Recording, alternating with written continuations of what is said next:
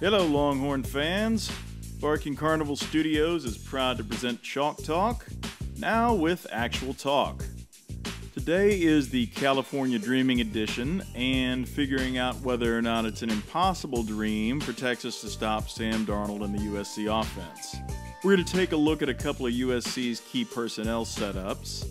They're primarily an 11 personnel team with 3 receivers, a tight end, and a back.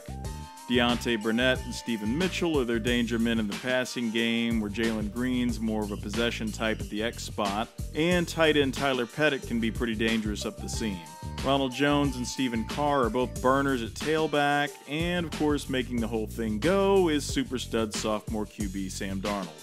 But enough of that. First off, let's take a look at the Trojans' ace twins formation, where they place the tight end and 2 receivers to one side of the field, usually the field side of the field, with a single receiver on the other side.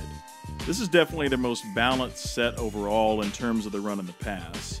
You'll see them run simple inside zone with a quick double team, looking to get blockers climbing up fast to the linebackers, a slice zone look where the tight end comes across to kick out the edge defender, and they have a little outside zone stretch play they like to run to the boundary where they'll loop an uncovered lineman to get numbers. Here they get a real nice crease for Stephen Carr.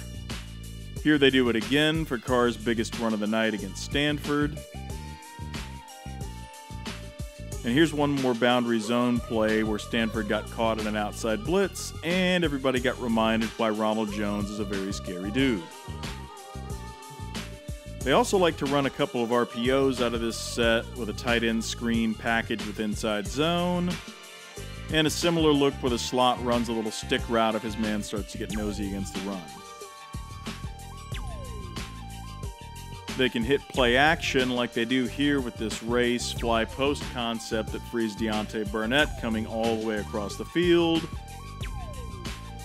And the regular drop back passing game out of this set is pretty scary itself. You'll see pivot routes for Burnett, flooding the strong side to hit the running back on a swing, and just buying time for Burnett to show up one more time over the middle of the field. If I'm trying to stop this look, the first thing I'm worried about is Burnett coming out of the slot and hitting the post. Then I want to make sure I can stop their boundary run game, and finally make sure I'm in a good position personnel-wise to handle their RPO looks. So, what do? Texas is probably going to have 2 main personnel packages against USC's 11 look. The first is the big nickel look we saw against San Jose State, with Malik Jefferson split out in the nickel spot with Wheeler and Gary Johnson in the box. With Malik split out, I'd run a base quarters look to the strong side, where Holton Hill and Brandon Jones are matching up with their number 1 and number 2 guys. Malik will be playing the curl flat area, but his number 1 job against the pass will be getting hands on Burnett. He wants to rewrite him outside and disrupt that ability to start flying up free into the post. Anthony Wheeler will be keying on Pettit and matching his route. He'll push with him if he breaks to the outside, and he'll have some help from Malik out there. Now the idea of Wheeler being singled up on Pettit up the seam is kind of scary, so on the backside I'm running a solo match look where we're trusting Chris Boyd to single up on the possession guy. Deshaun Elliott will be reading run pass, and if it's a pass, he'll roll to the middle of the field to take the vertical route from the tight end. That also puts him in a good spot to help out on a post from Burnett if the tight end ends up going underneath. Gary Johnson will match the back if he flares out weak, and he can also help out Chris Boyd underneath the boundary receiver. Against the run, everybody's got a gap up front, and Deshaun Elliott's free to come down and support in the boundary if he reads run. The other key here is trusting Malik to be able to ragdoll Burnett and basically serve as a strong force guy on any run that breaks outside of the field. Now if Pettit's split out from a formation like we saw a few times, everything basically works the same, but Wheeler will split out a bit, and then he'll need to fold into the B gap if it's a run. If Texas has the little nickel package out there with PJ Locke replacing Wheeler, I'm going to have him do a little more of the heavy lifting against Burnett. I'd let Holton Hill play loose man coverage on their number 1 guy outside, with Locke and Brandon Jones playing quarters against Burnett and the tight end. Malik would carry Pettit up the seam, and he'd be responsible for chasing him into the flat, and on anything shallow by the tight end, Jones is then free to double team Burnett. On the other half of the field, I'd run a base cover 2 with Boyd playing in a short zone where he can serve as the force guy on the run, and he'll trail the receiver if no threat comes out to the flat. Elliott's got a deep half, and Gary Johnson drops into a short zone, but he's also got a green light to blitz if the back stays into block. With Boyd serving as the force guy outside, I'm going to slant Omenahu and Nelson to fill the A and the B gaps. That'll leave Johnson essentially gapless and give him the total freedom to flow with whatever he sees and get downhill. The Trojans' other main look out of 11 is a balance set where the tight end and usually a faster receiver are set into the boundary with twins out to the field side. Now this is USC's main passing look. They throw a ton out of this formation. You'll see him hit quick to the field side. They'll look to get the tight end loose up the seam. And they really like to work their Z receiver out of this look to the boundary on everything from comebacks to working quick screens. And some smash looks where the tight end holds the coverage underneath and looks to get the Z receiver free going out to the corner. Finally, you've got to worry about this nasty play where they fake a jet sweep and then wheel out Jones to get him loose up the seam. So out of this look, I want to make sure I've got their Z receiver in check, account for the tight end, and make sure that we've got solid coverage on Jones. And I'm willing to take some risks against the run here since USC's big tendency out of this package is to throw. So, how do we handle all that? First off, I'm hoping I've got my better anti-pass personnel in the game. And if I do, I'll run base quarters to the field side with PJ Locke playing curl to flat underneath, and Malik matching the number 3 receiver, who'd be Jones in this case. He'd carry him up the seam, but he'd get some help from Locke if he breaks to the outside. Malik's also got the green light to blitz here if the back stays in. I've also got quarters to the boundary, ensuring that I've got strong coverage up the seam on the tight end from Elliott. And if the tight end is short, Gary Johnson takes that, and that'll allow Elliott to come over and double the Z receiver. Against the run, I'm asking PJ Locke to be aggressive and fold into the B gap on any run action. That's a little risky, but he can go fast since he's got quarters coverage behind him, and I'm happy to take a little bit of a risk and play tendencies since I need an advantage somewhere against this offense. One more package that's worth checking out. Wow, okay, that sounded very West Hollywood, sorry. One more personnel look worth examining is USC's 20 personnel. This is where they bring some real misdirection to their run game, and it's not exactly core to what they do, but after Texas got absolutely bamboozled by 20 personnel misdirection against Maryland, I'd expect them to give us a dose and see if we've learned any lessons. Against Stanford, this package featured a pair of runners outside the normal 1-2 punch of Jones and Carr. Here's USC using number 28, Aka Cedric Ware, and number 29, Vavai Malapap. Malipi. It's not gonna work here anymore anyway. Okay, sorry about that. The first play USC featured out of this set was a little counter look. They get a quick double team on one DT looking to climb to the MAC linebacker, block down on the other DT, and kick out the man on the edge. The center pulls and wraps into the hole looking to take on the will backer, and the boundary side back arcs out to lead block outside. Darnold's looking to hand off here, but he reads the unblocked edge defender so that he can't crash the party. As the play gets going, you'll see the MAC linebacker get picked off while the center gets a clean run at the will, and that lets the back hit it right up the gut for good yards. When USC ran it again, the MAC got over that block and the DT pushed things wider. The MAC ended up overrunning the play, but Stanford got a solid cleanup. In one more look, the DT did a good job moving laterally to widen the play. It's a pretty good job of cleaning up, but the Trojans only needed a yard for their first down. USC also ran a slice zone look out of this group. It's your typical zone blocking setup, and USC is looking to climb quick to the second level off a double team, and with the left tackle leaving the edge defender unblocked. That edge defender gets accounted for by the back slicing over to kick him out.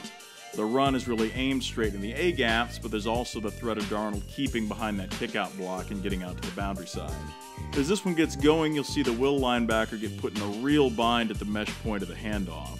He's got the back threatening an ever-widening gap with the tackle climbing to seal him out, but he's also got to watch for Darnold keeping and getting a free run behind a pair of solid blocks. The MAC linebacker basically saves the day by fighting off that climb block and making a good tackle, but if he hadn't, that was going to be scary. On a second look at this play, both those climbing blocks get home on the linebackers, and you can see how easy it is for USC to fire straight ahead and get 9 or more yards every time they run this, if you don't have a good plan to stop it. So that's what USC likes to do out of 20. Now, what should Texas do about it? My base front against this package would basically be an overlook out of the 2-4-5 setup, with Chris Nelson as my 3 technique out to the field side and Poona Ford as a 1 or kind of a 2-eye over the guard shoulder to the boundary. USC likes to threaten the boundary with this set, so I like the over front, getting my linebackers in gaps a little closer to the boundary side. Personnel-wise, this is primarily a running set, and that's how I want to attack it, but it's easy enough to pass out of that I want to make sure I'm staying safe over the top. And I really don't trust Anthony Wheeler to do what I want either linebacker doing here, so I'm rolling with PJ Locke as my nickel and Malik and Gary Johnson as my linebackers. Now before I tell my front what to do, I need to know my coverage.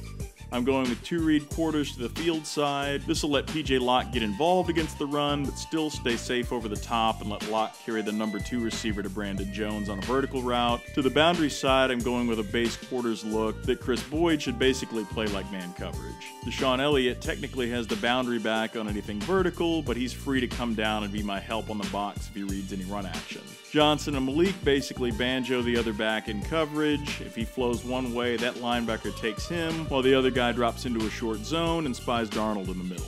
I want to attack this set with a gap exchange that has my boundary edge guy, who I'd like to be Charles Omenihu, crashing into the B gap with Gary Johnson folding outside to play the C gap to the boundary.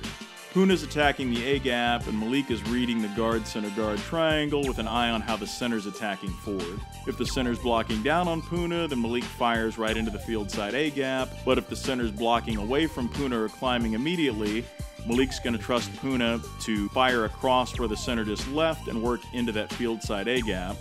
So that lets Malik exchange with him and cross over to work into the boundary A. Chris Nelson and the other edge defender, who I'd like to be Malcolm Roach, are hitting the B and C gaps through the guard and tackles outside jersey numbers, and PJ Locke's free to fold in and get involved against any cutbacks on run action that's going away from him. So how does this look against what we saw USC run from this set? Against the counterplay, the key is Omenihu working over the tackle and causing a traffic jam in the hole. Johnson's going to read Omenihu's flow and get downhill, looking to take the tackle's outside shoulder if he loses Omenihu and climbs up. With the center pulling, Poona's cutting across to take away any cutback lane to the field side, and this also gives him a real nice shot at Darnold if he keeps. The center going away from Poona and pulling gives Malik a really clear signal to flow to the boundary, and that should let him get on his horse fast and get over the climb block from the guard. He's initially looking to hit the center's inside shoulder on the pull, but if Omenihu's caused enough of a traffic jam, he's in a good spot to scrape over and catch the back bouncing to the outside. Elliott gets downhill when he reads run, and he's going to play through the blocking back's outside shoulder to serve as the force guy. This should be a give from Darnold, but if he keeps, he's got Roach and Locke to worry about. Locke's also coming over to help against any cutback, so that's one more thing that'll let Malik flow fast to the boundary. Against the slice zone look, Omenihu's crash inside should do a really nice job of disrupting the play. When he feels that tackle leave him, he should look to close down anything inside hard and play through that kickout block, because he's got plenty of help if the run ends up bouncing outside of the boundary. With the center blocking away and climbing, we're again counting on Poona being quick, playing across the center's butt and closing down that field side A gap. Malik has to deal with a really quick climb this time most likely, but again that key off of Poona Ford's going to give him a good shot to go fast and beat the block. Nelson and Roach are again taking the B and the C, but this is where Nelson needs to use some good technique and work to either squeeze the A gap or get all the way across the guard's face when he feels that quick double team hit him and leave. With Locke coming in for the cleanup, the back really shouldn't have much of anywhere to go if he tries to take things to the field. If he cuts back, or if Darnold keeps, you got Gary Johnson coming down with a key that should let him beat the tackle's block outside, and Deshaun Elliott's also getting downhill to clean up. Well, that's a look at how the Texas defense can dream the impossible dream and try to shut down a powerful Trojan offense. Thank you for watching this BC Studios production, and hook 'em.